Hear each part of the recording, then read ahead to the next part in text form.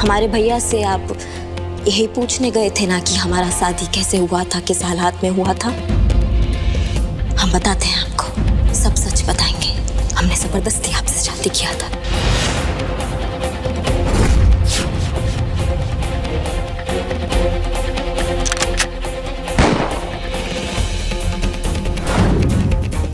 बेटा तुम हमको बता के नहीं ना जा सकते थे का? अगर बता कर जाते तो कुछ घट जाता। ऐसा कुछ नहीं है माँ, आपको सब कुछ जानने का पूरा हक है। बताओ ना माँ कि मैं ऐसा क्या जानने गया था। आज जो आपने हमारा रूप देखा था ना, हाथ में बंदूक थामे गुंडागर्दी करते हुए, यही रागिनी सिंह का असली रूप है।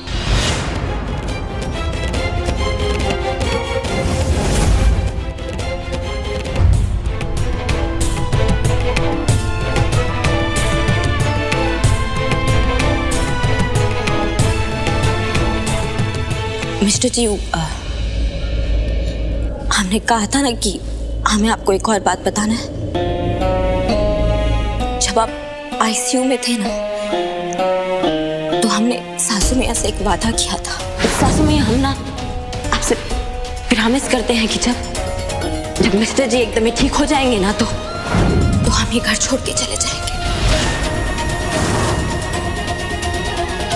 अब बस इस वादे को निभाने का टाइम आ गया।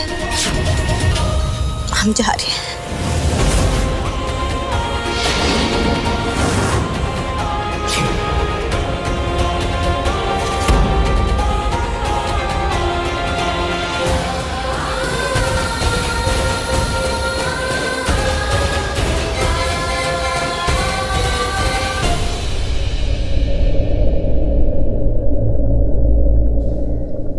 बहुरिया,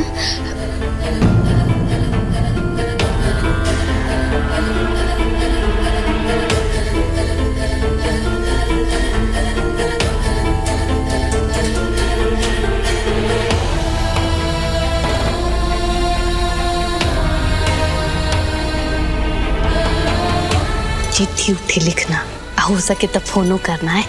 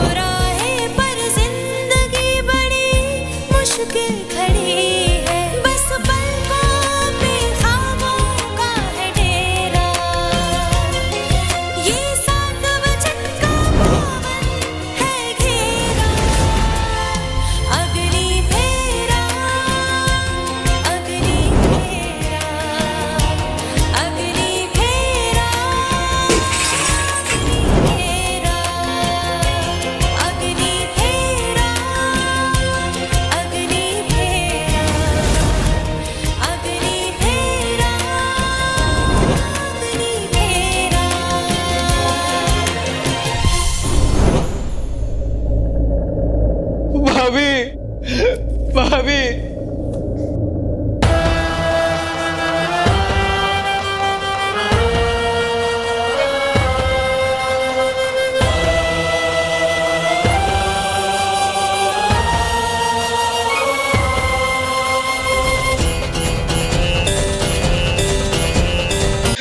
कहाँ जा रहे हो भाभी?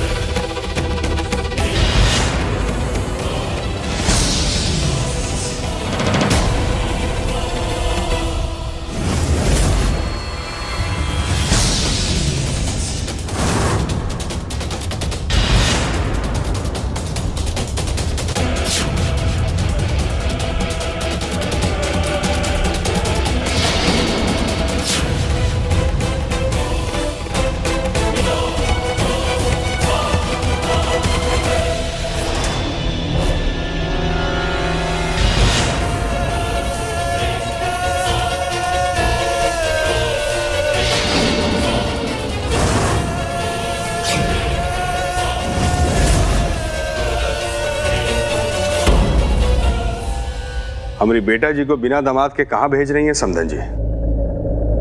अबू दही घर छोड़कर जाने का निर्णय लिया तो इसमें हम क्या कर सकते हैं?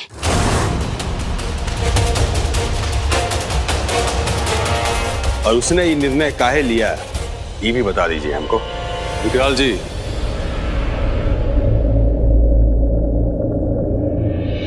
देखिए विकराल जी, हमारा ये मानना है कि अब ये बात पति और पत्नी के बीच का है। इसमें हम या फिर आप क्या कर सकते हैं? और वैसे भी समझिए, हमारे रोकने से ये रुक जाते का? ना तो अनुराग बच्चा है और ना रागिनी। अनुराग उसे जाने दे रहा है और वो जा रही है। इसमें हम भला क्या कर सकते हैं? ये लोग सही कह रहे हैं बाबूजी। अब चलिए यहाँ से। वो हमें यहाँ नहीं रुकना चाहते हैं। चलिए। बेटा जी, जब इतना दिन निकाल लिए हैं ना तो 2 मिनट और रुक जाइए। ब्रिजभान सिंह, घर की बहू दहलीज पर अगर सामान लिए खड़ी हो ना तो ये मामला पति पत्नी का नहीं रह जाता। ये जिम्मेदारी पूरा परिवार का है कि उसे रोकने का कोशिश करें। समधन जी, हमारी बेटा जी घर छोड़कर जा रही है और दामाद बाबू उसे जाने दे रहे हैं। इसका मतलब है कि दामाद जी को सच्चाई नहीं पता है। कोनो बात नहीं है, आज हम दामाद जी को सच्चाई बताएंगे।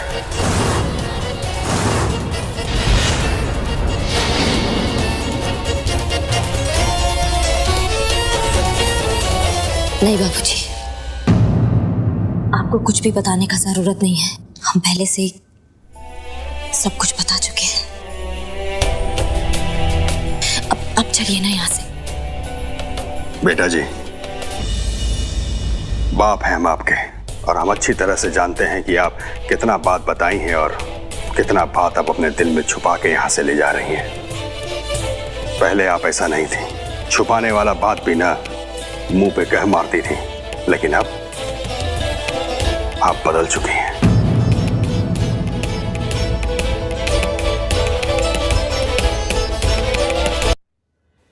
हम आपको अपना बात बताने से पहले ना आपसे एक सवाल पूछना चाहते हैं। शायद उस सवाल का जवाब आपको खुद से पूछना चाहिए था। हमें ये बताइए कि जिस लड़की के लिए आपने अपना जान जोखिम में डालकर गोली खाए थे,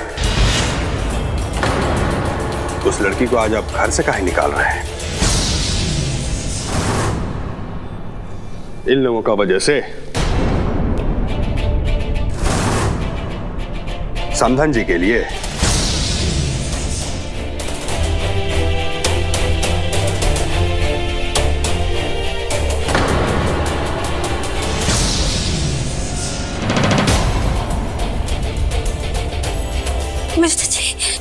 मिस्टर जी, आप बैठिए। आपको डॉक्टर ने आराम करने के लिए कहा ना।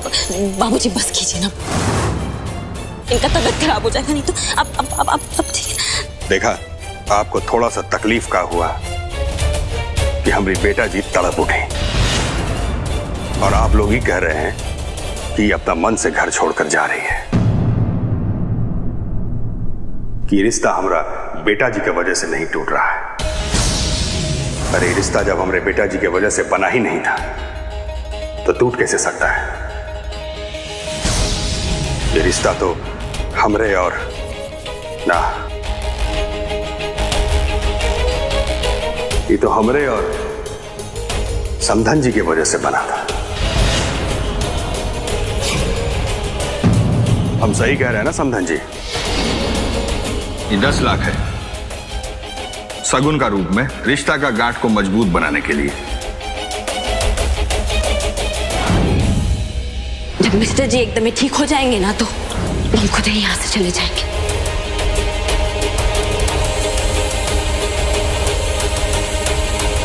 मिस्टर जी, आप बाबूजी का बात का मत सुनिए। वो सब हमारे लिए बोल रहे हैं।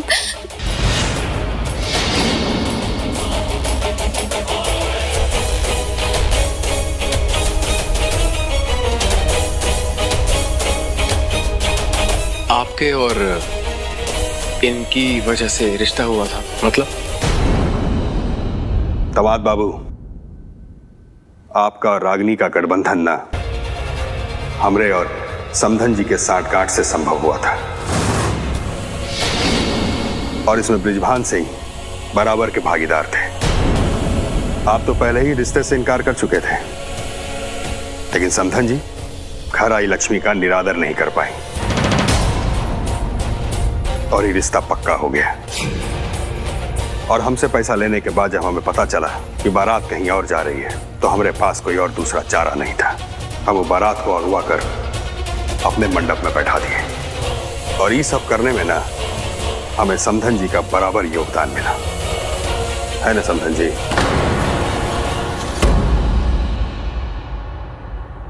दामाद बाबू, जो गोली आपके सर को छू के निकली थी ना, लेकिन हमारे बेटा जी का सीना के पार हुई थी,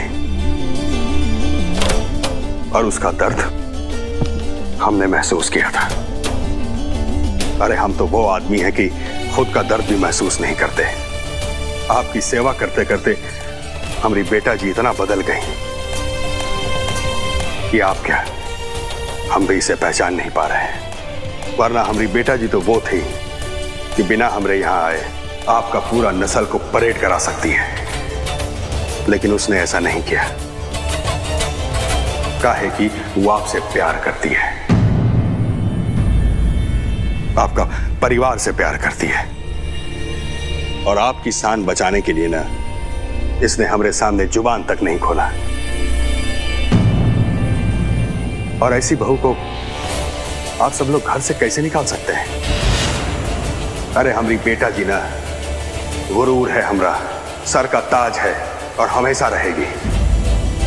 हम तो उसका अपमान करने वाले भोले बाबा से भी बैर ले सकते हैं, लेकिन आज हम कुछ नहीं कर पा रहे हैं।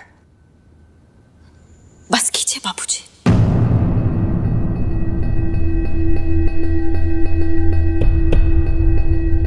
बस कीजिए बाबूजी, अब बस कीजिए। बाबूजी के सर का ताज है,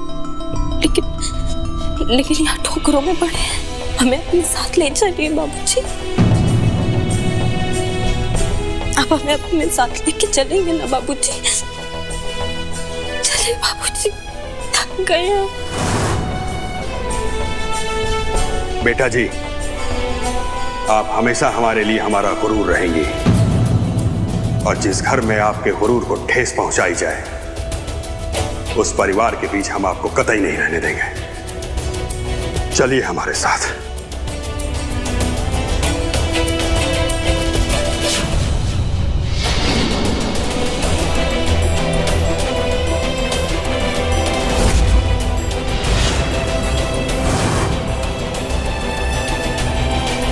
रुको बहुरिया,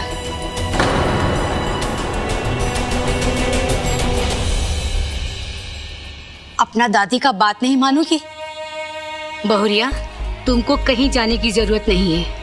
ये घर तुमरा है, और देखना जिस दिन हमरा अनुराग ठीक हो जाएगा, वो बिल्कुल पहले जैसा हो जाएगा।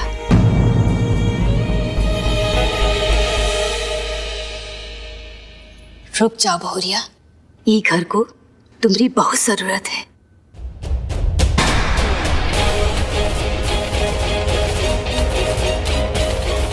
भाभी नहीं, हम आपको कहीं नहीं जाने देंगे। नहीं भाभी, हम नहीं हटेंगे। हम अपनी भाभी को कहीं नहीं जाने देंगे। भैया को नहीं पता कि आपने अपनी जान बचाने के लिए अपनी जान को दांव में लगा दिया था। सबको सब पता है देवर जी, अब हमें जाने दीजिए। नहीं, हम आपको नहीं जाने देंगे। अगर आप चली गई तो हमारी हिम्मत कौन बढ़ाएगा? देवर जी कौन बुलाएगा? नहीं भाभी, हम नहीं जाने देंगे आपको।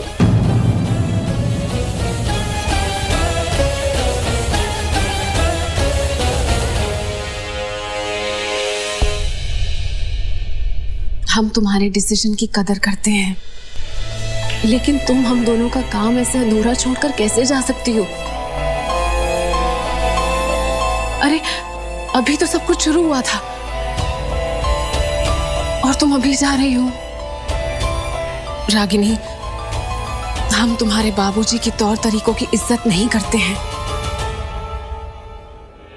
लेकिन एक बात जानते हैं कि ये वो आदमी है जो अपने पर आ जाए तो आज इस चौखट से इस घर के हर एक मेंबर को बाहर जाना पड़े और तुम अकेले इस घर के अंदर रहो। लेकिन आज ये सिर्फ लरचती सी आवाज में पूछ रहे हैं कि हमारी बेटी को घर से बाहर क्यों निकाल रहे हो। रागिनी, दादी जी के दिए हुए कंगन के लिए ना सही, लेकिन अपने बाबूजी की पगड़ी के लिए रुक जाओ। सृष्टि, तुम दुखी ना हो। ये जो सब हो रहा है ये अचानक से थोड़ी हो रहा है। जो वादा है ना ही हम सासू मैया से पहले ही कर चुके थे।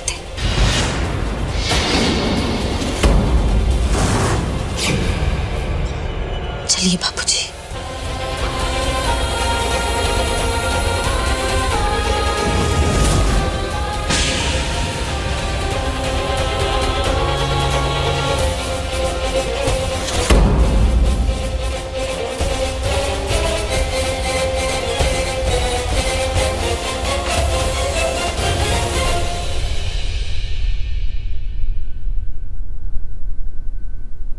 एक मिनट बाबूजी,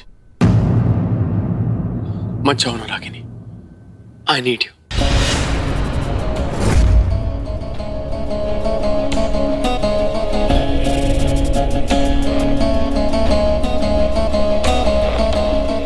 क्यों रुक जाए मिस्टर जी?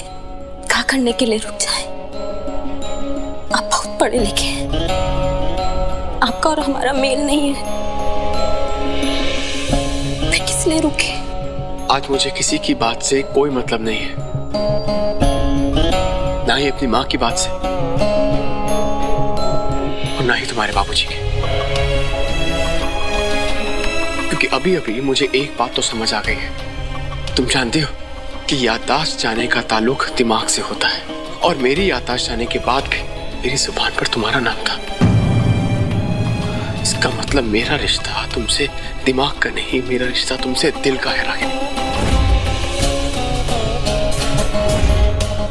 मैं नहीं जानता कि मेरी याददाश्त कब वापस आएगी, कभी आएगी या नहीं आएगी, लेकिन तुम तो हो ना साथ में। मुझे तुम याद हो, बस इतना काफी है ये जिंदगी बिताने के लिए। तुम्हें मुझे एक आखिरी मौका देना होगा रागिनी। अपने मिस्टर जी के लिए रुकोगी ना यहाँ पे? मिस्टर जी, पहले भी बहुत बार ना हमारा सामान इस दरवाजे तक आ चुका है, लेकिन जिंदगी में पहली बार हमने अपने मन से यहाँ से जाने का निर्णय लिया था, और जिंदगी में पहली बार इन्होंने हमसे कुछ मांगा है। हमको पता है इनका याददाश्त आने के बाद क्या होगा, लेकिन फिर भी हम इनकी पहली मांग नजरअंदाज नहीं कर सकते। बाबूजी, आप चले जाइए।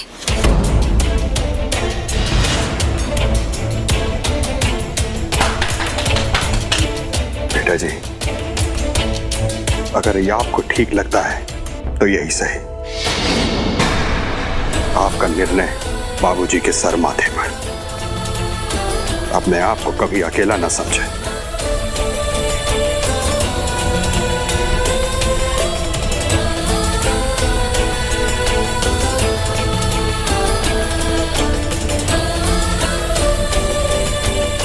आज जो भी हुआ हमारे साथ,